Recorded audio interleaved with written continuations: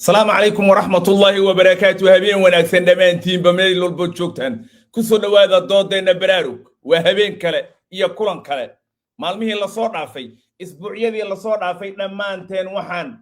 مرقاتي كاهين دوده اني براروك اي كساب سنة أبارها إيا دقنينها اللي حريرة عاوة دودينا براروك وحي كساب سنتهاي sababta bulshada aysan isugu diyaarin marka ay helaan fariimaha digniinaha hordhaca ah ee abaaraha iyo fatahaadaha ka digaya mar kale aan ku celiyo doodeena caawa waxay ku saabsan tahay sababta dadka Soomaaliyeed aysan ugu diyaar garoobin qataraha soo socda gaar ahaan markay fariimaha ay helaan dooda caawa waxa marti ku ah oo ka qayb qaadanaya Asad Cabdirasaaq waa wasiiru dawlaha beeraha iyo waraabka دولة الصومالية علم النور وبيرلي waxa uu joogaa duleedka cadaado halkaas oo uu beeraha iyo calafka ka shaqeeyo Ahmed Maxamed hay'adda shaqadoon ayuu ka tirsan yahay waa qabiir arrimaha bulshada iyo la tacaamulkeeda muddo dheer ku jiray shaqadoonna waxyaabaha ay qabato waxa kamid ah wacyigelinta iyo waliba fariimaha dadweynaha loo diro saddexdiinaba ku soo dhawaada doodeena baraarug ee caawa والله سنتي عبد الساق ودونا aad u mahadsantihiin intaan wax kale u gelin waxaan jeclahay mowduuc qodobkan si weyn u sharxaya inuu warbixintan ku soo koobo Abdulfataax Cabdulle oo ah barnaamij soo saaraha dooda baraarug dhageystayaal wali waxaa noo socda doodeenii asbuuclaha ahayd ee aan uga hadlaynay digniinaha hordhaca ah ee qataraha ka diga asbuucan waxaan ka doodi doonaa maxay yihiin waxyaabaha keena inaysan dadku tixgelin fariimaha qataraha ka diga ee loo soo diro isla markaasna aysan u qaadin wax tilaaba oo isdiyaarina Soomaaliya dad badan ayaa hela fariimaha ka digaya abaaro ama daadad soo socda haddana dadku fariimahaas ma tixgeliyaan oo iskuma diyaariyaan qatarta looga digayo si gaar ah dadka reemiyiga ah kuwa ka agdhow wabiyada iyo waliba hooyooyinka markii ay qatarta la kulmaan ayay isku dayaan inay wax un sameeyaan laakiin xilliga lagama gaaro oo ma ahan xilli laga baxsan karo sidaas ayayna qatartu ku saamaysaa bulshada haddaba caawa waxaan ka doodaynaa waxyaabaha keena in aysan dadku dheg jalaq u siinin fariimaha digniinaha ay helayaan waxaa doodeena qayb ka noqon doona khubaro ka socota dhanka dawladda bulshada rayidka ah ama beeralayda Soomaaliyeed iyo waliba hay'adaha isu xilqaamay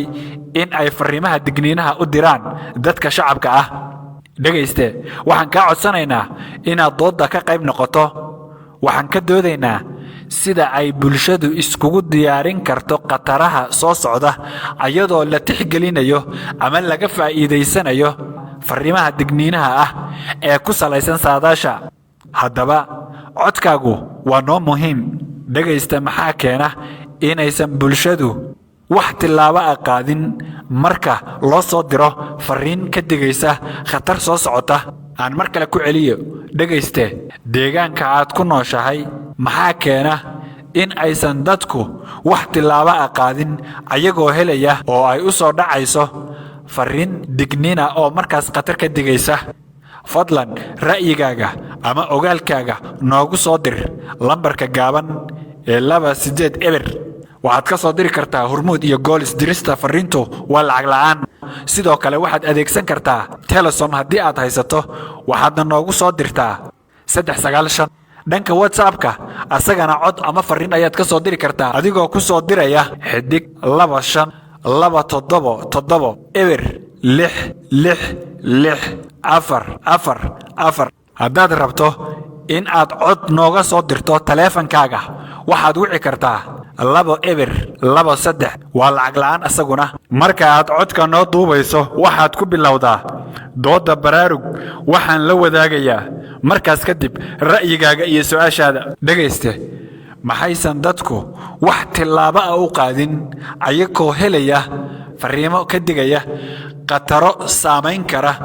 noloshooda iyo maalkooda aad baad u mahadsantahay Abdulfataax Cabdulle barnaamij soo saaraheena dooda baraarug ayuu kaasi ahaa waxaan jecelnahay in mar walba dhageysta inta aan hawada ku jirno codkaaga aan maqalno wahgaag aan ku bilaabo marka Asad Cabdirasaaq ووزير دولها بيرها يا ورابك ان سعاده وزير مده هولهن لتعاليد ابارها iyo fatahaadaha ay wasaaradda ku mashquulsaneed gaar ahaan marka laga hadlo in dadka loo digo bal su'aasha ugu horeysa nooga jawaab sababta Soomaalida isaga dhigatirto fariimaha digniinaha بسم الله الرحمن الرحيم waxaan filayaa in la maqlayo marka hore waan salaamaya dhamaantiin waxaan ku jiraa bishii Ramadaan 10kii u dambeysay waxaan ummadda Soomaaliyeed ee uga baryeynaa in uu abaaraha uu roob u keeno oo abaaraha iyo dhibaatooyinka uu ka dulqaaday Ilaahay uu ka dulqaado waan salaamaya dhamaantiin saaxiibaday علم النورة إيو أحمد محمد شقدون وهايد أي نقد حيسو وذا شقين في عن يدمان دقيستياشة إيو متقان أفريكا's Voices إيو برارك دودا دمان توان سلامة يا سؤال سي هدان كسون نقضاء هايد وما حسابها أي دادكا بيريليدا إيو حولا دقتنا الصوماليات أي سن أقادنين فريمها loo soo diro si looga hortago khataraha waa su'aal aad iyo aad muhiima marka hore waxaan rabaa inaan ku bilaabo in ay wasaaradda beeruhu ay fariimaha wacyigelinta ay gudbiso siyaabo kala duwan sida shirar wacyigelineed fariimo mobile ay ku dirto warbaahinta oo loo dhexmariyo shirkadaha isgaarsiinta sidoo kale iyo fariimo digniin oo sidaas oo kale loo mariyo nidaam la yiraahdo registered farmers oo beeraley annaga noo diiwaan gashan oo diiwaan gelinta beeraleyda oo socoto taasoo isleenahay door weyn bay ka ciyaari doontaa ilaa hadda 128,000 boqol iyo 28 iyo 402 beeraley ayaa diiwaan gashan oo telefoonadooda iyo macluumaadkooda beerahooda aan haynaa taasna waanu marinaa haddaba iyadoo waxaas oo dadaal la samaynayo maxay tahay boqol iyo 28 kun wala jeedaa wasiir mise boqol iyo 28 kun 402 beeraley ayaa noo register garaysan oo nu haynaa telefoonadooda iyo macluumaadka beerahooda oo dhan oo nu u marinaa hal fariin aan ugu diri karaa hal mar oo dhammaan gobolada dalka oo dhan ka kooban programkaas waa program la dhaho Safarreeb oo hadda weli socdo oo lagu register gareynayo beeraleyda Soomaaliyeed waxa muhiimadda ugu weyn waxa weeyaan si sahal loogu gaari karo oo loo wacyigelin karo beeraleyda haddaba iyadoo waxa soo dadaal la sameeyay waxa muuqata sidaas sheegtay wariicatoosh in aysan dadkii weli aysan ka gaashaamanaynin oo aysan dhag jilaq u siinaynin haddii aan eegno waxyaalaha ugu wacan kow waxa weeyaan arrimaha amniga oo ah arrimo guud oo waddanka ka jira meelaha aysan dawladdu controlling ee ah remote area ee beeraleyda xoololeyda ku dhaqan kuma xira dawladdu si toosa nimankaas mataqaana khawaarista ayaa carqaladeyn badan ku haya dadku say uga gaashaaman lahaayeen uga bixi lahaayeen waa midda koobaad ta labaad waxa weeyaan capacity-ga dhaqaale iyo wacyi beeraleyda Soomaaliyeed iyo xoolo dhaqatada oo iyagana low oo aad u hooseeya oo mataqaana ay hatta xilli fog hadii la waxeeyo tusaale ahaan hadda ka soo qaato kuwaba waxay dhex degaan beeraley webiga dhexdiisa degaan webiga markuu qalalo abaara ay jiraan fariimo kasta hadii loo diro inay si dhaqso ah ay uga guuraan webiga seen biyuhu ugu imaanin waxay u baahan tahay capacity inay leeyihiin dawladdiina meelaha qaarkood ma gaari karto capacity la'aantoodaas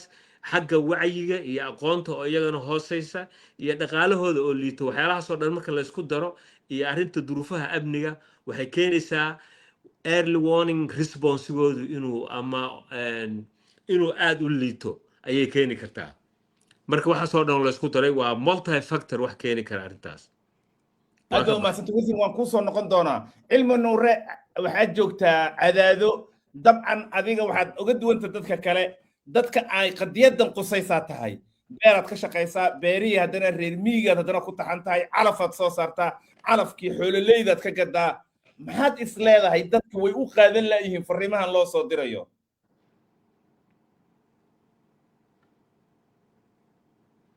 علم نور رمي مقشا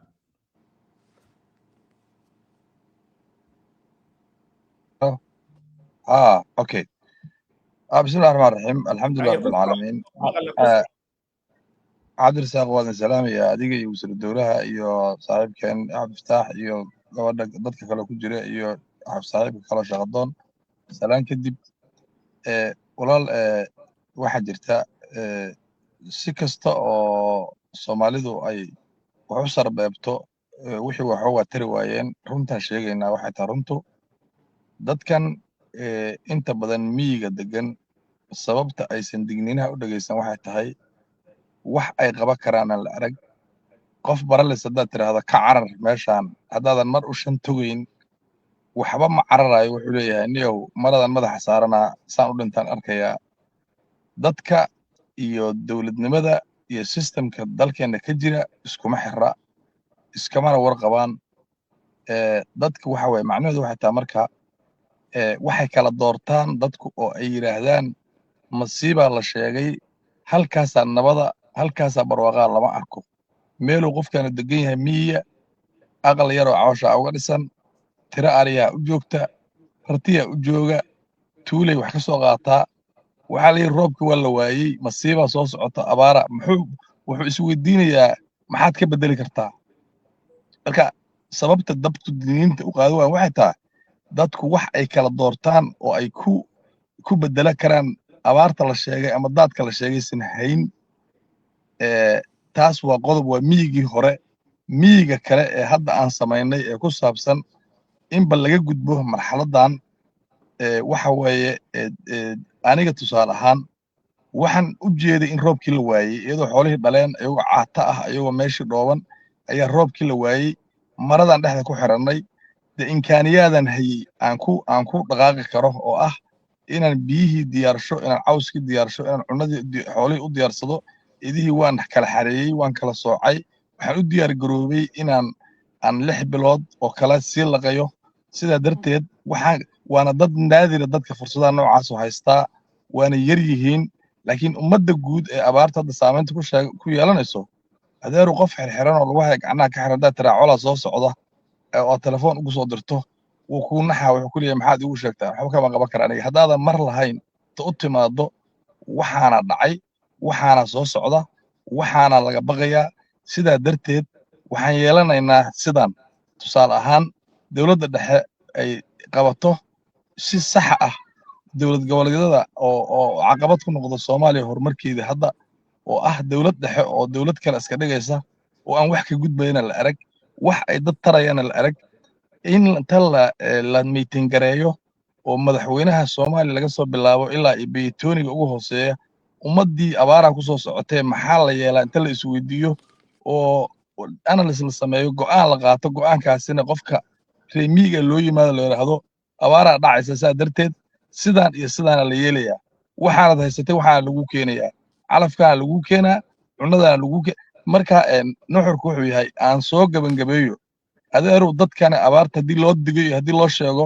dowladnimadu maaha wacyigelin ee dowladnimadu waa in dadka loo shan tago oo intaysan soo barakicin lagu celiyo barinkooda intaysan dhiman la quudiyo intuusan xooluhu ka dhiman loo ilaalisho dowladnimadu waa sidaas systemkaas isaga ah ayaa dhexda ka go'ona baralis ayaan ku jirnaa waa mahadsantihiin aad baa mahadsanta cilmi nur ha iga tegin waan kuu soo noqon doonaa dhegaystaha wuxuu soo diray comment ama fikir facebooka kusoo dhiibtay cadnaan maxamed baa la yidhahdaa buu yidhi muqdishaan joogaa dadka fariimaha waxaysan u qaadanin buu yidhi quursi iyo dadka soo diraya oo aan la aqoonin marka uu fariinta soo dirayo aad baad u mahadsanta waa fikir uu ninkaasi soo dhiibtay dadka soo diraya fariimaha ayuu yidhi waxaan jeclahay shaqadoon inaan u baaqo shaqadoon soo dhawow axmed maxamed oo muddaad la shaqaynaysay ama la macaamilaysay dadkan fariimaha dira oo aad u dhexaysay macaamiisha fariimaha loo dira hermiye hadday yihiin iyo beeraleyba maxaa adiga kuu baxay cabdirasaaqow aad baad u mahadsan tahay akhyaarta kale ee dooda igula jirtana waa salaamaya wasiirka wasiiru dowlaha wasaaradda beeraha iyo waraabka asad cabdirasaaq iyo cilmi nuure labadaba runtiina waa ku faraxsanahay inaan doodan aan ka soo qayb galno oo aragtidayada aan bulshada la wadaagno cabdisaaqo waxyaabaha aan isleeyahay waa muhiim waxa weeyaan ama aan u arkay aniga inta dooda socotay iyo inta badan marka bulshada lala macaamilayaba waxyaabaha soo laablaabta marka laga hadlayo bulshada inay maaragtay digniinaha hordhaca ah ay qaataan ama ay ku hawlgalaan lana xidhiidha hadda soo jeedinta qofka commentka uu soo dirayey iyada laftigeeduna door ku leh waxa weeyaan waa horta waa aaminaada fariinta la helayo inay dadku aaminaadana tahay leeg bay ku qabaan taasi waxay inta badan mar walbaba suurtagal ka dhigtaa dadku inay aaminaan oo ay ku talagalaan xogta ay xambaarsan tahay fariintaasi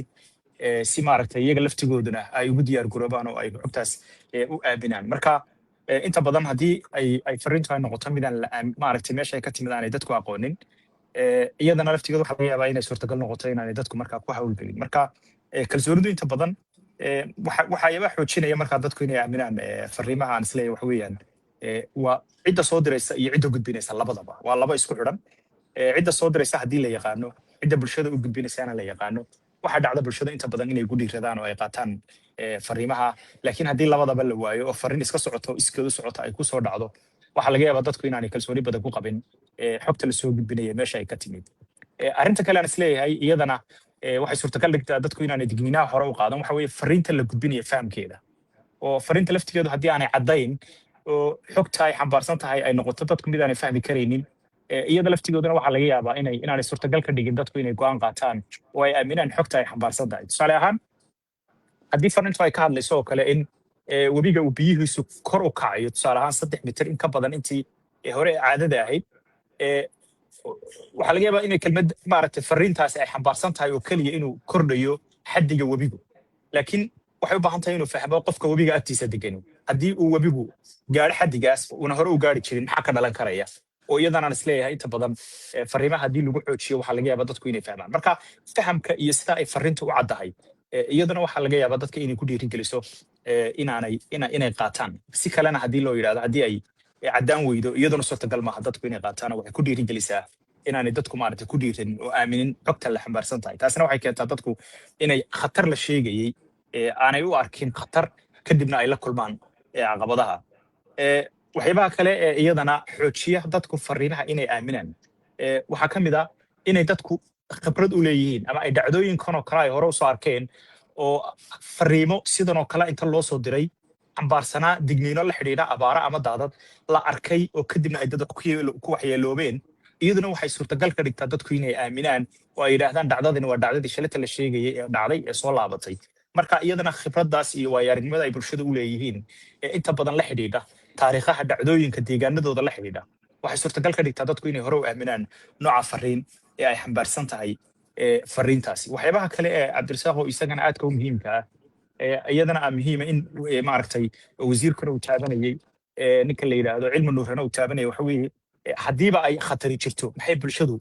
qabsan kartaa sidee bay khatartaa u wajihi kartaa maxaa tallaabooyin oo ay qaadi karaysaa fariimaha la diraya haddii aanay tallaabo noocaas oo kale ama xogo noocaas oo kale iyadana aanay xambaarsanayn oo sheegaynin bulshadu sidee bay ugu diyaar garoobaysaa khatarta la sheegay sidee maxay tahay tallaabooyinka ay tahay inay qaadaan qaab nooc ma ah bay isu abaabulayaan xaggee bay aadayaan waxyaabahaasoo kale haddii fariimuhu iyaga laftigooduna aanay ka jawaabaynin dadku waxay u arkayaan oo keliya xogta imanaysa inay noqoto xog ku kooban oo keliya inay khatar sheegto laakiin aanay la socon oo aanay xambaarsanayn tallaabooyinka xigi lahaa haddii khatartaasi ay dhacdo maxaa la yeelaya ama xaggee la aadaya inay taasina iyadana ay caddaato oo iyadana aan isleeyahay waxyaabaha xooga u saara ayay ka mid tahay waxyaabaha kale iyadana cabdirasaaqoo muhiimka waxa weeyaan bulshadu inay ku kalsoonaato xogta la qaadanaya waxaa kow ka ah waan isleeyahay iyadana waa muhiim oo qaybahan la xidhiidha waxa weeyaan sida qaabka loo gaadhsiinayo bulshada xogta inta badan waxaa laga yaabaa in fariimo qoraal ah oo kale loo diro bulshada qofka aynu ka hadlaynay ee jooga tusaale ahaan tuulo helitaanka xogaha maaragtay la xidhiidha xogaha danabaysan ee isticmaalka tusaale ahaan moobilada oo kale ay ku yar yihiin haddii fariimo qoraal ah loo diro oo aynu qiyaasi karayno inuu aqaarsiiso ama aqoontiisa heerka ay gaadhsiisan tahay waxaa laga yaabaa qoraalka loo diraya inaanu fahmin oo aanu arag xogtan xog macno leh oo ay leedahay laakiin waxaa dhici karta inuu kaga kalsooni badan yahay haddii idaacad ama radio laga sii daayo xogta oo digniinahaas ay dirto marka iyadana marinada iyo qaabka xogaha loogu gudbinayo bulshadu iyadana waxay qayb ka qaadataa bulshadu inay aaminaan maaragtay xogaha iyo fariimaha ay helayaan waxa ka soo baxaan ay u diyaar garoobaan arrinta ugu dambaysa cabdirasaaqo iyadana muhiima waxa weeye maaragtay aragtidayda marka waxyaabahan aan ka shaqeynay inta badan waxa weeye bulshada laftigoodu inay isu diyaariso iyadu keliya maaha dowladdu waa waxa ugu dambeeya ee dadka saacida laakiin waxaa la rabaa diyaargarowgu inuu ka bilaabo heerka ay bulshadu markaa joogto marka iyaga laftigooda marka ay digniinaha iyo xogaha ay helaan waxa muhiima iyagoo kaashanaya hogaamiye dhaqameedyadooda culimaa udiinkooda dadka bulshadu ay wax ka maqasho maamulada deegaanadooda jooga inta la isu yimaado in la yidhahdo khatarahan ayaa deegaanadeena kusoo wajahan sidee bay si aynu uga bixi karnaa ama uga gaashaaban karnaa maxay tahay tallaabooyinka aynu qaadi karnaa iyadana inay bulshada dhexdeeda ay ka timaado aragtida bilowgeedu kadibna ciddii ay caawimo ka raadsanayaan markaas ay raadsadaan laakiin aanay noqonin waxa ugu dambeeya ee la raadiyo inay timaado tallaabada dowladdu waa run haynta iyo dhaqaale yaraantu saameyn waxay ku leeyihiin inay dadku hore uga baxday meelaha ay khataraha lagu sheegay laakiin haddana waa muhiim bulshaduna inay diyaargarowgeeda ay la timaado marka guud ahaan walaal intaasoo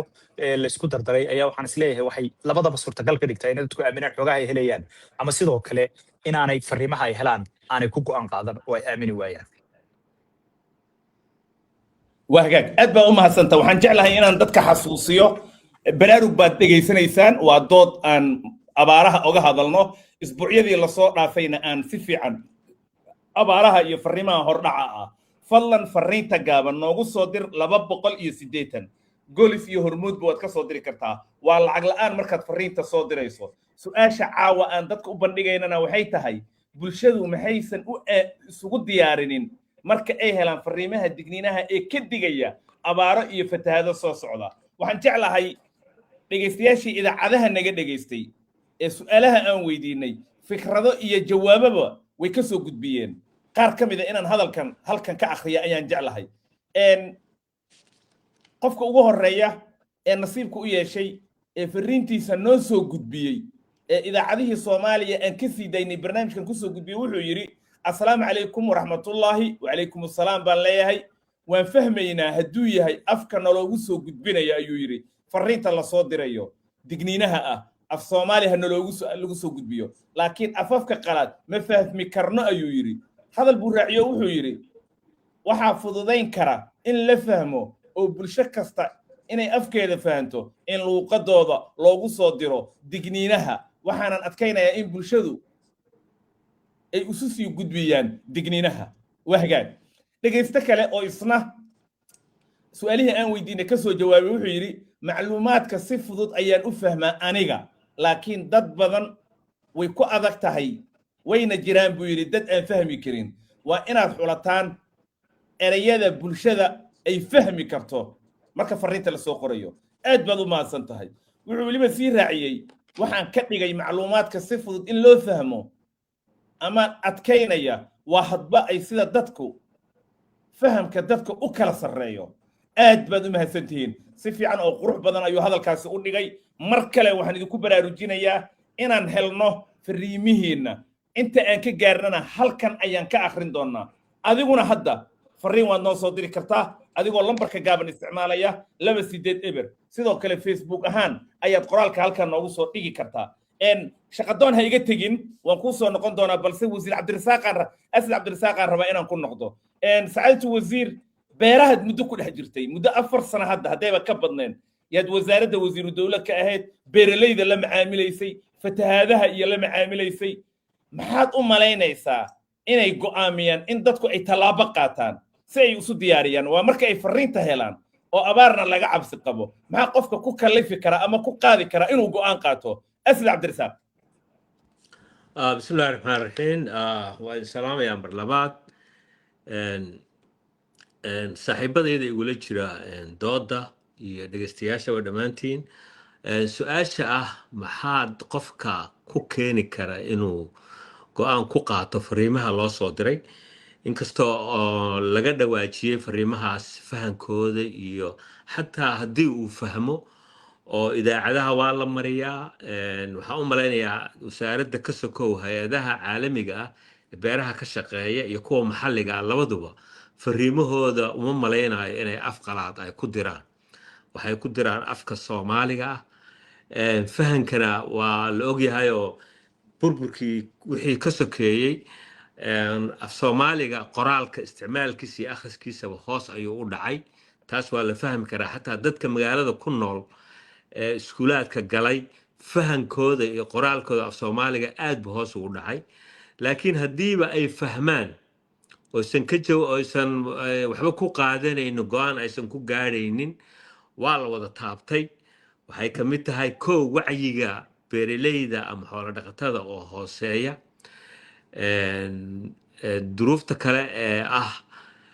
in duruuf dhaqaale ay jirto ay kaga jawaabaan wixii xitaa inkastoo la yidhaahdo beeraleyda ha loo jawaabo cilmi nuura wuu ka dhawaajiyey dhaqaalahooda ayaa yar sida looga gaashaaman karo maybe inay fahmi karaan abaar soo socota inay calaf beertaan inay biyo helaan waxyaalahaas oo dhan laakiin dad yar oo kooban ayaa taas awoodi kara marka xagga awoodooda dhaqaale waa qodob weyn oo muhiima oo ku jirta meesha talabaad wacyigooda iyo baraarugooda iyo aqoontooda oo beeraleyda mataqaanaa intooda badan hooseysa dadka mar kaste ay ku dhacdo dhibaatada u badanna waa kuwa ugu markii hore ugu dhaqaalo yaraa uguna mataqaanaa aqoon yaraa waxaa kale oo iyadana factor qodob weyn ah oo isbedel weyn keenay dadkaas reer miyiga ah cimilada isbedeshay ayaa waxay keentay inayna saadaalin karin inta badan oo qaabka ay yaqaaneen ay wax badan iska bedeleen cimiladii iyo xilli roobaadkii hadda waxaan ku jiraa bisha maarso guga waxa badanaa ay dadku ay filayeen inuu curto abriil weliba dhexdeeda laakiin roobab badan baa maarsa dhexdeeda da'ay roobabkaas naftirkooda isbedelka cimiladu wuxuu keenayaa in roobab dabeelo wato oo aad u badan oo xilli yar oo kooban da'a oo daad iyo mataqaanaa nabaad guur oon keeno oo dadku aysan ka faa'iidaysan karin awal waxay u barteen xilli guga way yaqaaneen 3 bilood oo roob oo baahsan oo roob da'o oo sida loo gaashaanto ay yaqaaneen daadadkaas oo kale isbedelka cimiladu isaga naftigiisu wuxuu ku keenay dadkii in ay cimilada ay keentay nidaamkii ay yaqaaneen oo wax iska bedeleen marka in loo bedelo totally qaabka xoolo dhaqatada iyo beeraleyda in loo bedelo nidaam degan oo mataqaana u adkaysta abaaraha iyo fatahaada iyo waxaasoo dhan u adkaysta oo biyaha hela wasaaradda beer ahaan annagoo taa ka duulayna waxaan samaynay nidaam la yiraahdo initiative la yiraahdo BBS beero oo barwaaqo gaad nidaamkaas waxaa weeye qof kasta oo beeraley in laga caawiyo inuu ceel xoolo yar beer intaas u helo oo nidaamkii oo xoolaha ay guurayeen oo meel inta ka guuraan meel kale biyo ka raadsanaysaa loo bedelo haddii aan beeraleyda iyo xoolo dhaqatada agropastoralka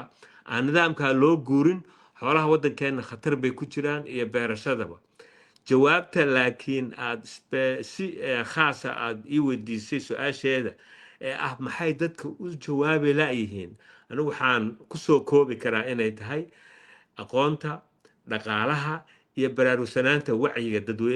dadka beeraleyda iyo xoolo dhaqatada inay tahay aad baad u mahadsan tahay wasaaradda beeraha haddaan tusaale kaaga soo qaata yar adoo raalli ah haye wasiir ku soco asad waxaan samaynay call center qofka beeraleyda ihi oo number 507 hadduu soo garaaco ama xoolo dhaqatada ah wuxuu ku soo dhacayaa call centerka wasaaradda kaas oo khubaro ay joogto oo ka jawaabta wax allaale wixii mataqaanaa su-aal ay qabaan hadday ahaan lahayd abaaraha cimilada xilli roobaadka cudurrada bacriminta macluumaad baahsan oo mataqaanaa kala duwan looga jawaabayo oo call center oo shaqeeya mataqaanaa 6 casho from 8 to 5 shaqeeya oo mataqaanaa lagu wacyigeliyana loogana jawaabo mataqaan baahiyahooda waa mahadsantihiin aad baad u mahadsan tahay waxaan rabaa inaan u baaqo abshir kaba yare oo khadka ku jira abshir soo dhawaa xaggee joogtaa su-aasha aad martida u qabto maxay tahay tahay Atoosho waa mahadsantihiin waa idin mahad celinaya anigu iyaro commentiina waan raacinaya su'aalna waan qabaa commentigani waxay la tahay su'aasha jawaabteedu inay tahay filashada dadka bulshada ah ay ka qabaan ama dowlad ha noqoto ama hay-adaha ha noqoto ayaa waxaysan ahayn mid wax wanaaga dadku aysan ka filaynin oo aysan dowladihii iyo hay-adaheedii ama ha noqoto wax burbur ku abuuray oo ah ka aamin xil-la-aan laga aamin baxay dowladnimada iyo servicekeeda iyo waxyaalahaas hay-adaha oo kale oo laga aaminsan yahay dadka wax ku dulcuno oo saas oo kale aan dadka aydan u haynin marka waxaan isleeyahay waa fahamkaas khaldan oo bulshadu ay ka qabto maadaama aan saa qabo su-aasheedu marka waxa weeye sidee qofka hooyada ah oo miyiga beledweyne ku nool ugu qancin karnaa loogu qancin karaa wali wasiirkan weydiinaya su-aashaas dowladdu inay tahay shaqaale u shaqaynaya ayaduna marka ay ku qanci karto fariin kasta oo ka timaada inay tahay wax yada danteeda maxsantii aad baad u mahadsantaha abshir wasiirkaa su-aashaasi ka jawaabaya aasad cabdirasaaq wasiiru dowlaha beeraha iyo waraabka soomaaliya waa mahadsan tahay abshir waa su-aal fiican waana rumaysnahay inay su-aashaa meesha ku jirto dadka soomaaliyeed waxay yaqaaneen nidaam dawli ah oo dowlad dhexe oo xoog badan oo central ah oo waddanka oo dhan wada xukunta oo ka jawaabta si degdega uga jawaabta baahiyaha dadka hadday ahaan lahayd gurmad oo wax lagu gaarsiiyo iyo hadday ahaan lahayd wacyigelinba labadaba nidaamkaas ayay la qabsadeen hadda waa ogtihiin waddanka waa waddan soo kabanaya burbur ka soo kabanaya waa waddan galay 30 sano oo dowladda iyo dadkii ay kala maqnaayeen marka abshir su-aashaas uu keenay arrinta uu keenay waa arrin jirta waa arrin laakiin ay mataqaanaa si soo kobcaysa inay dadku aaminaan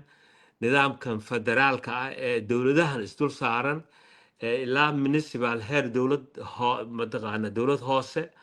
dowlad maamul goboleed iyo dowlad dhexe waxaa laga yaabaaba dowladda dhexe oo ay u barteen inay isla markaba jawaabto inay u sii marto dowladda mataqaanaa dowladaha xubnaha ka ah dowladda federaalka marka waddankan meel mataqaanaa fog buu mataqaanaa ka soo noqonayaa dadkana inay ay aaminaan dowladdooda waa waqti bay qaadanaysaa waa run waaye waana waxay mar walba waxay samaysaa horumar weyn bay samaysaa laakiin waxaa haddii aan ka jawaabo sababta ay waxa se usoo noqon karto is-aaminaadii dowladda iyo dadka waxaa weeyaan waxa loo qabanayo oo mataqaanaa laga dhabeeyo hadday ahaan lahayd dowladaha xubnaha ka dowladda federaalka iyo dowladda federaalkaba waxyaalo badan oo dowladda federaalkii aysan si toos u faragelin karin oo ay usii marayso dowladaha xubnaha ka ayaa jira dadka soomaaliyeedna taas weli lamayna qabsanin baa mataqaanaa aad moodaa marka jawaabta su-aashaas waxay ila tahay inay ay qaabkaas ayaan u malaynayaa sababta dhaawaca u keentay aaminaad darrada dadka iyo dowladdeeda waa mahadsan tahay wasiir ii joog waxaan rabaa inaan dhegaysto kaloo khadka ku jiro diiriya saadiq soo dhawaa xaggee joogtaa iyo su-aashaad qabto عطش si fiican baan ku maqlaa catosh haye xaggee joogtaa su-aashaadu maxay tahay catosh waxaan ka soo hadlayaa nairobi barnaamijkan ku taxanahay waan idin salaamayaa adiga iyo wasiirka iyo martida kale iyo dhammaan dhegaystayaasha iyo cabdifataax iyo maaragtay agaasimayaasha dhammaan anigu comment yar baan ka hormarinayaa wasiirkana su-aal weydiin doonaa insha allah horta fariimaha la diro xilliyada abaaraha la diro fariintu markay ku soo aado xilli emergency ah oo aysan ka horreynin yacni muddo xilli hore aanan la sii gudbinin dadku markay marxaladdaas ku jiraan way adag tahay inay xilligaas ay ku dhaqmaan fariimaha aniga sidaan u arko haddaan u gudbo su-aashayda wasiirka wuxuu sheegay in la sameeyey call center ay dadku soo wici karaan marka wasiirka waxaan weydiin lahaa fariimaha ma la raaciyaa oo ma la yidhaahdaa digniinta markii la diro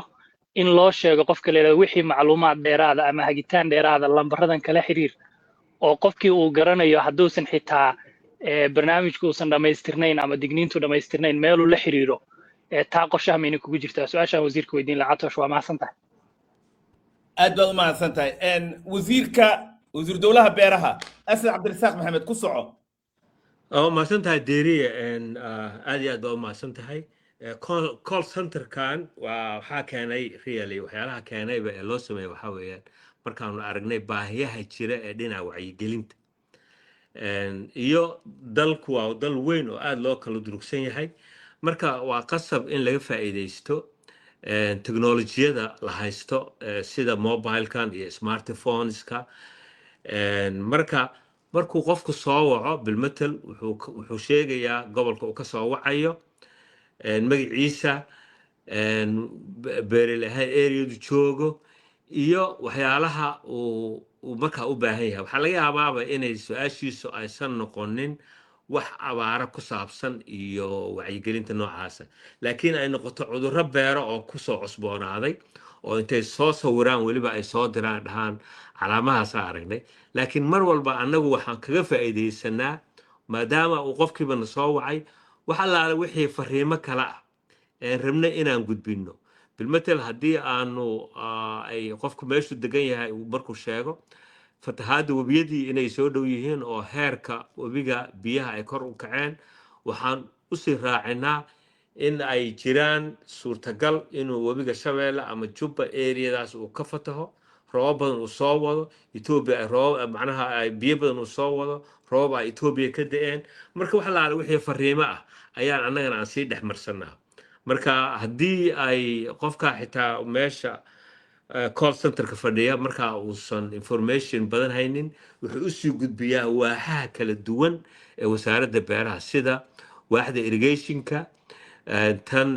badbaadada wax soo saarka waxyaalahaas waaxahaas u gudbiyaa maalinka dambena waxaa la soo fadhiisiyaa khuburo intii nambarkiisa la siiyo wacdo oo follow up ku samaysa marka waa mahadsan tahay deeriya waa su-aal aad iyo u fiican mahadsantahay waxaan jeclahay dhowr qof oo ra'yigooda idaacadaha Soomaaliya barnaamijkan sii baahiya ka soo dhiibtay inaan halkan ka sheego wuxuu yiri dhageystahan doolow oo Soomaaliya ayaan jooga haddaan aragtidayda ka dhiibto waxay ila tahay marka bulsho la wacyigelinayo in loo sheego dhibka ka soo gaari kara abaaraha iyo fatahaadaha markaasi way fududaanaysaa inay aaminaan bulshada fariimaha soo gaaraya aragtidaydu waa sidaas ayuu yiri walaal Catoosh aad baad u mahadsantahay dhageystahaasi idaacadaha noo soo mariyay fariintiisa ee doolow jooga dhageysto kale ayaan jeclahay isna inaan raaciyo wuxuu yiri waan soo dhaweynayaa barnaamijka digniinaha abaaraha iyo fatahaadaha waxaan ku ogaaday buu yiri oo ku xirnaanta isbedelada cimilada iyo saadaasha hawada iyo quburada ku takhasusay waxaan si buuxda u qaataa una dabaqaa talooyinka una qaataa laba dhageysi oo warbaahinaha ah sidaas darteed waxaan ka aragnimo u yeeshay buu yiri inaan sanado badan ku xirnaado lana socdo isbedelada abaaraha iyo fatahaadaha aad baad u mahadsantiin dhageysto kale oo idaacadaha Puntland jooga ee barnaamijkan baraarug sii baahiya kala socday waxa uu yiri waxaan ku noolahay Puntland dadka Soomaaliyeed fariimaha ay shirkaduhu u diraan ma aaminsana waxayna u maleeyaan wax iska maalayacni ah aad baad u mahadsantiin dhageysta haddaad nala socoto adiguna wixii fariin ama su'aal ah ee ku saabsan mawduucan waad nala wadaagi kartaa fariimaha gaaban waxaad noogu soo diri kartaa lambarka 28 eber oo golis ah iyo 395 oo telesom ah sidoo kale 2 eber 23 oo cod ahaan ayaad noogu duubi kartaa fariimahan markaad soo dirayso dhammaan waa bilaash cilmi nuure oo beeraley ah yaan u baaqayaa cilmi nuure su'aashan waxaan jeclahay inaan si faahfaahsan aad noogu jawaabto su'aasha waxay ku oranaysaa beeraleyda iyo xoolo dhaqato beeraleydaba ee ku tiirsan xoolaha iyo dalagga beeraha maxay tahay tallaabooyinka ay qaadi karaan ee macquulka ah marka ay helaan digniinaha qataraha ka digaya absalaam warahmatullahi wabarakatuh marka la wamaadsan tahay hadayta meelan xoog saaray hadda wax kale aan idin sheegayaa oo mawduuca dhanba quseeya waxay tahay dadka Soomaaliyeed horta sidaba saadaal marka laga hadlayo qalaba loo sameeyay adduunyadu qalab ay samaysatay saadaasha hawada la yiraahdaa roobka lagu sii fiiriyaa isaga laftiisu wuxuu sameeyaa wax la yiraahdo percentage 50 60 90 dadka Soomaaliyeed ama jahil ha u geeyo ama ha noqdaan dad si kale u fakaraya marka ugu horeysaba waxaad ogaataa Catooshow iyo wasiirka iyo kulligiin maba u sheegi kartidba waxaa laga yaabaa in roobkii sanadkan baaqdo inay daruuro waaweyn soo socdaan yaa kuu sheego kuleeyahay aduba qaybkaa taqaan waxay ogaanaaba waana mawduuc weyn oo dadka Soomaaliyeed aysan ka wada hadlin oo rag ilbax iyo dad magaala iyo dad culimo ah iyo dad miyi intaba intooda badan percentage 90% ay u haystaanba waxaan ay qayb yihiin in la sii ogaada marka waxay taasu keentay inaadan xataa dhihi karin war mawduucan abaarta waxaas laga baqayaa marka waana fariinta sababta loo rumaysala yahay ka mid tahay waxay arkayaan marka oo wixii marka dhacaan ayay qirayaan markaysan intaysan dhicin maba qirayaanba waxa soo haray maxay samayn karaan dadka waxay samayn karaan inay wixii wax heli kara oo heli kara inay calaf samaystaan inay sameeyaan wixii heli kara inay xoolaha gataan xilli hore inay gataan xoolaha iska yareeyaan markii ay abaarba la fahmo markii daad iyo duufaano iyo waxaas ay yihiin hadda ayagu waaba kuwaas aan kuu sheego saadaasha siibaba maba u sii sheegi kartid oo macnaha dadka Soomaaliyeed waxyaalaha waxa jira ay ka xishoodaan oo aysan isu sheegin oo ku saabsan weatherkan ama satellite-kan wuxuu soo dirayaa fariin ah tusaalahaan hadda wuxuu roob ka muujinayaa hobyo iyo meesha la yiraahdo iyo Hargeysa iyo Boosaaso xataa qofka ma dhihi kartid boqolkii 50 ama boqolkii 60 15 bishan Mars waxa dhici karta in roob caadada ka da'o uma sheegi kartid wareeg qaybka nagala tagay shaakadaas ku leeyahay marka waxay dadku samayn karaan wax ugu muhiimsan intii awoodahay inay xoolaha iska sii gadaan inay maxaan ku yiraahdaa ay calaf u tabcaan inay sameeyaan sidoo kale inay meesha hadda markaas ay degan yihiin xilli aysan guuri karin ay hadda sii guuraan oo meel kala degaan oo meel ay sahansadaan meel ka roon waxyaalahaas oo dhan ay samayn karaan marka laakiin inta badan cimiladii inay isbedeshay dadka Soomaaliyeed maba rumaysnaba amaasanta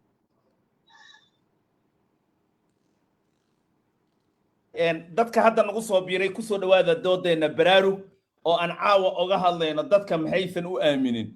waxaan jeclahay shaqadoon Axmed isla su'aashaas cilmi nuur ra'aan weydiiyaan jeclahay beeralayda iyo xoolo dhaqatada dabcan dadka lama caamishaan ay fariimaha gaarsiisaanayna ka mid yihiin maxay tahay talaabooyinka u bannaan inay qaadaan macquulkana ah marka ay helaan digniinaha way cabdisaaqo aad baad mahadsan tahay markaana waa salaamaya khiyaarta iyo dhegeystayaasha labadaba waa run oo inta badan dadka xoolo dhaqata beeralayda ahi waxay helaan fariimo la xiriira saadaasha ama ha noqoto dhinaca digniinaha abaaraha ama ha noqoto mid ku wajahan dhinaca fatahaadaha inta badanna fariimahaasi haddii ay noqdaan kuwa cadcad dadkuna ay aaminaan waxyaabaha ugu muhiimsan ay tahay inay qaadaan ama talaabooyinka ugu muhiimsan ay tahay inay qaadaan horta waa inay bulshadu dhexdeeda ay is-abaabusho markii hore doodeena qayb ka mid ah ayaa waxay ku soo jeediyaashu waxay ku taabanayeen arrinta la xidhiidha dhinaca haynta dhaqaalaha oo inta badan ah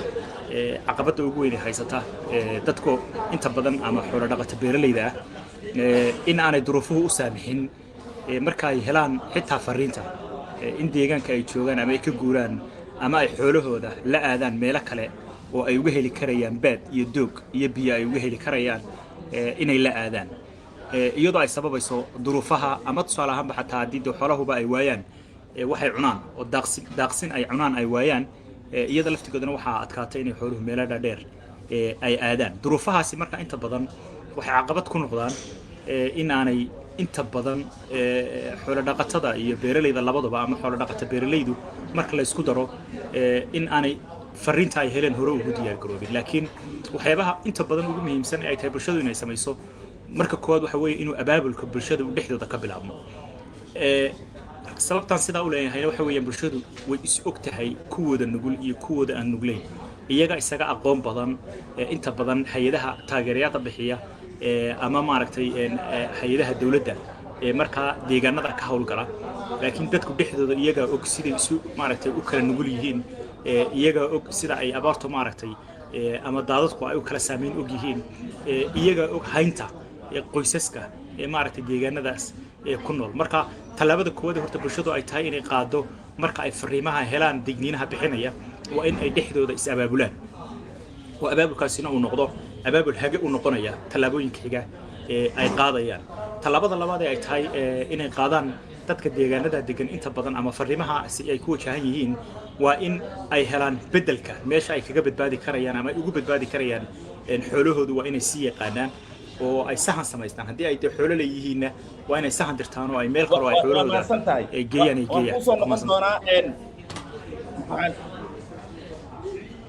shaqadoon waa mahadsantahay waxaan ka cudur daaranaynaa shaqadoon meesha aad joogta inuu xoogaa buuq usoo noqdo inaad ka yara fogaato dhegeystayaashana waa noga cudur daarayaa buuqaas isaga ah waxaan jeclaa dhegeystayaasha dooda baraarug ee isbuucyadan la socday inaan ku wargeliyo maadaama 10kii dambe ee ramadaanka la gelayo ciidana ay soo dhowdahay talaadada soo socota inaan hakin doono barnaamijka kaasoo mar kale aan ku soo noqon doono hawada 24 bishan mar kale aan ku celiyo doodaheena baraarug een kaga hadlaynay digniinaha loo diro Soomaalida marka fatahaada ay socdaan talaadada soo socota waxaan u jeedin doonaa maalinta ciidda darteed iyo dabaaldega waxaan ku soo noqon doonaa hawada mar kale 24 bisha oo ah talaadada soo socota midda ku sii xigta aad baad u mahadsantihiin wasiirka raba inaan ku noqdo wasiir su'aal baa waxay ku oranaysaa aan jeclahay inay dadka si fiican ugu faahfaahayso maxay bulshada isugu diyaarin kartaa markay fariinta helaan si ay u fududaato inay u fuliyaan ama uga fakadaan qatarta mar kale aan ku celiyo maxay bulshadu sii diyaarsan kartaa si marka fariinta ay helaan ay ugu fududaato inay fuliyaan oo ay ka fakadaan qatarta soo socota ما سنتهاي توش سؤال waxaan u fahmay doodii iyo waxyaalihii aynu ka hadalnay oo dhan waxay soo biishoonaysaa sida aan dadka ay uga dhaadhicin lahayn inay aaminaan fariimaha loo soo diro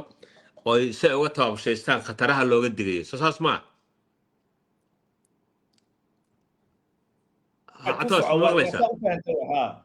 واسا فهمي سوما كسر سعادة وزير وما سنتهاي مركه هره سيدا اي شيغان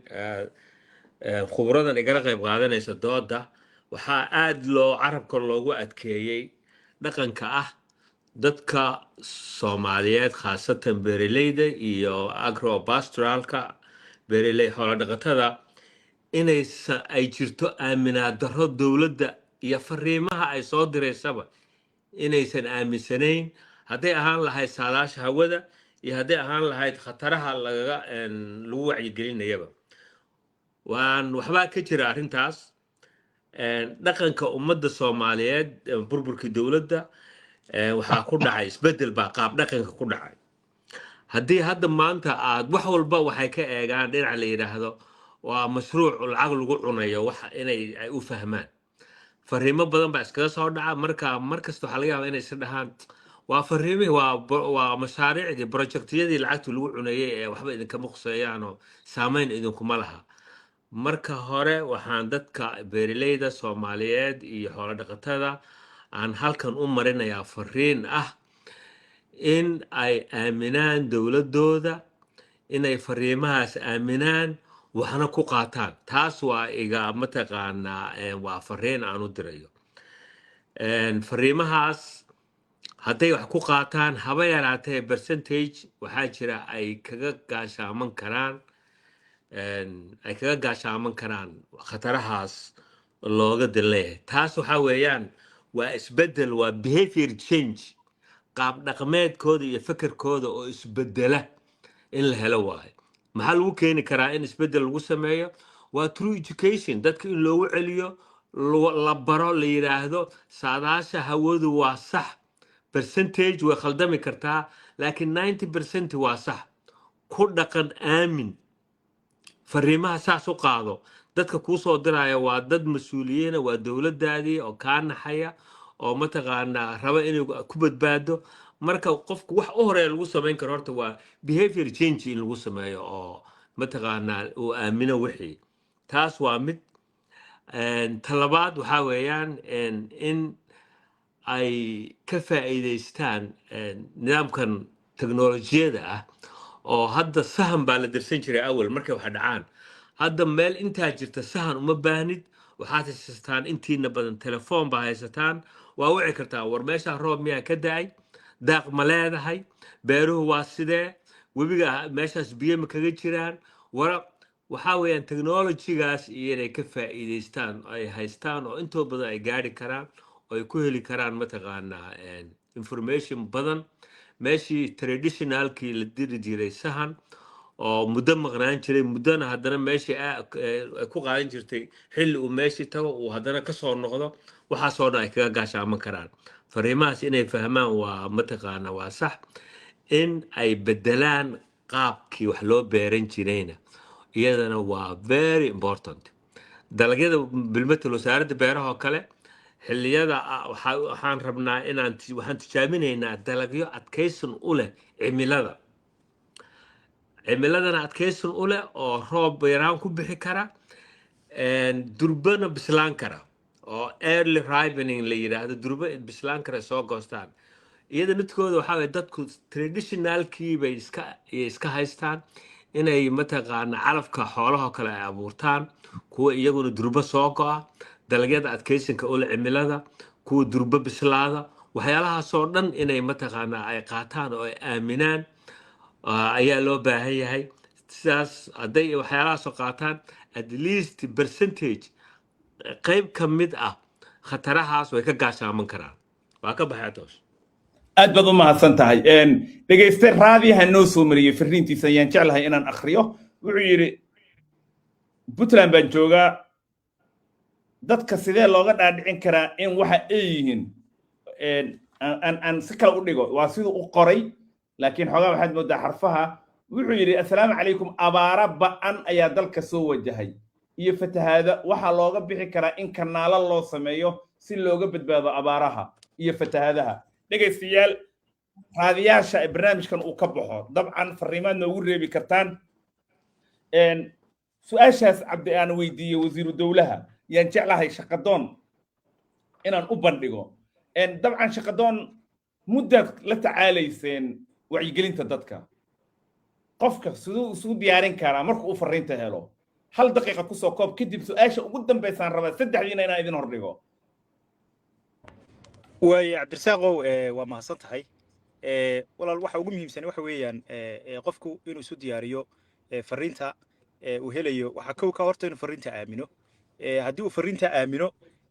wuxuu sidoo kale suurtagal noqonaysa markaa inuu isu diyaariyo xogta ay sido ama ha noqoto mid ka turjumaysa dhinaca abaaraha ha noqoto ama mid ka turjumaysa ha noqoto dhinaca maaragtay mid daadad soo wajaan marka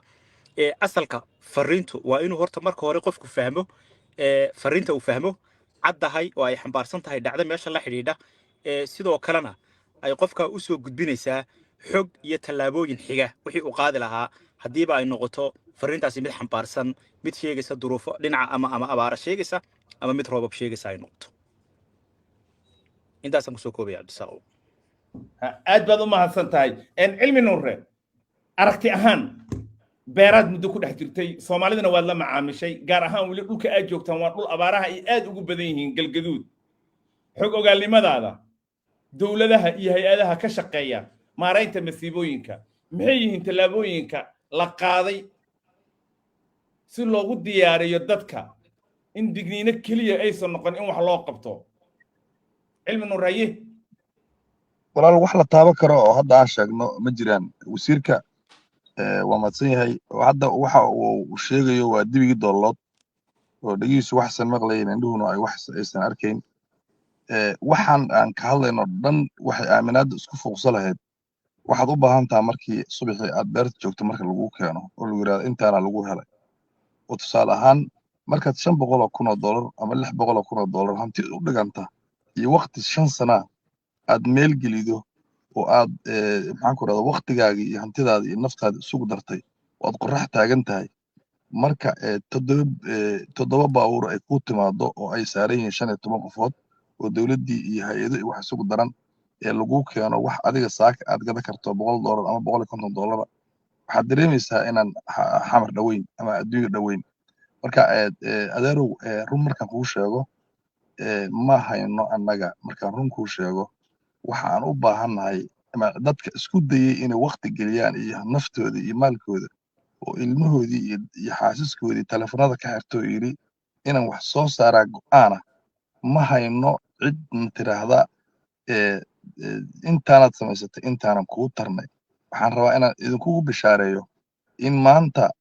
dadka yar ee farakutiriska ee dadaalay ay cilmi baaris jeebkooda ah sameeyeen oo geedka baxaya iyo sababta u baxaya iyo sababtuusan u baxayn aan maanta naqaano oo aan maanta hayno geedo badanoo dhaqaaluhu naga hor taagan yihiin laakiin gobolka ama dadka dhan abaar kastoo dhacda dadku ay quudo lahaayeen oo markii koowaad ilaa aadan iyo xaawo aan ku guulaysanay inaan soo saarno